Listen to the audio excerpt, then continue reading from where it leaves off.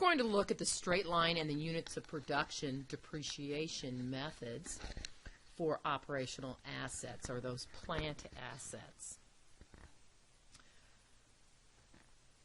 Couple different ways to do it. We can focus on a time-based method or an activity-based method. With a time-based method, there is standard time-based, which are straight line, and an accelerated time-based, the declining balance, and the sum of the year's digits methods. They're not all taught in an accounting principles class. With an activity-based method, we're looking at the units of production. Then there are hybrid depreciation methods. There's makers, that's the IRS depreciation method. Call it a hybrid because makers kind of starts out more of an accelerated, and then at a point in time it converts to a straight line. There are numerous other IRS depreciation tables available, so we're only talking about here financial accounting depreciation. Tax depreciation is completely different. Doing a comparison and looking at both of these, straight line and units of production in one video. Straight line, think of it as a one-step calculation. Units of production, a two-step calculation. So what do we mean by this, and what is depreciation? It's very important to know this is another key. It is not physical depreciation. Will your asset physically wear out? Of course it will. But you want to focus on accounting depreciation. So what does that mean? It's merely an expense allocation. You're spreading the cost over the useful life of the asset. It is not a valuation. So what is capitalization? That's when we incur a cost. We spend a large amount of money, usually on a capital asset, a plant asset, but I'm not going to expense it. I incur the cost, but I'm going to delay the expensing to the income statement. Instead, I'm going to put it on the balance sheet. That is referred to as capitalization. Place it on the balance sheet, deferring the expense until it's time to allocate the cost through depreciation. We're moving some of this from the balance sheet to the income statement. And why? Because it's following the matching principle.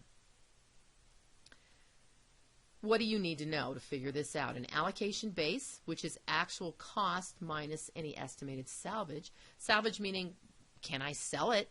Can I recover any cost when I'm done using it, when I have it fully depreciated? And that is an estimate. The only actual you'll know is the actual historic cost.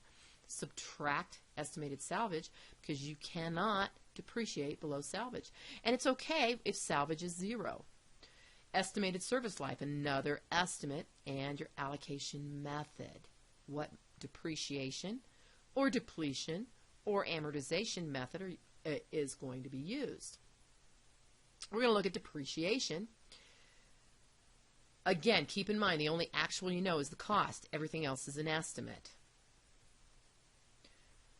So straight line, it's one step. Cost minus salvage divided by life in time. That gives you depreciation expense. You can divide it by life in months.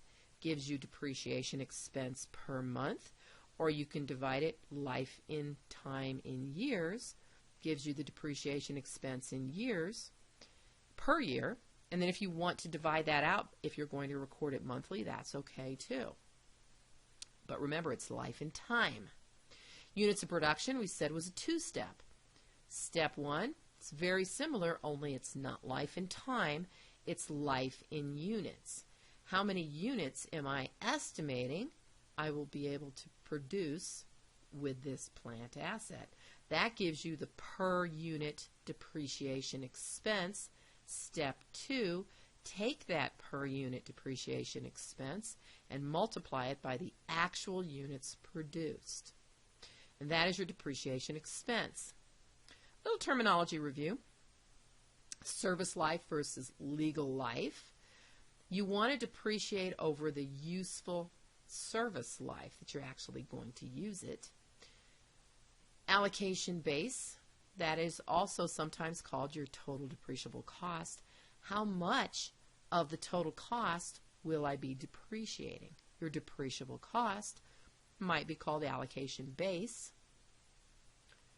Cost minus any estimated salvage is your allocation base.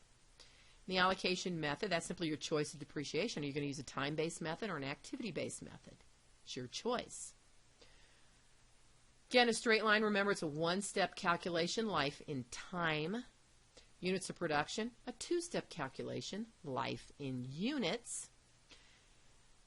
More terminology review. With plant assets, we call it depreciation. With natural resources, we call it depletion. And with intangibles, we call it amortization. But it's all an expense. And it is not valuation.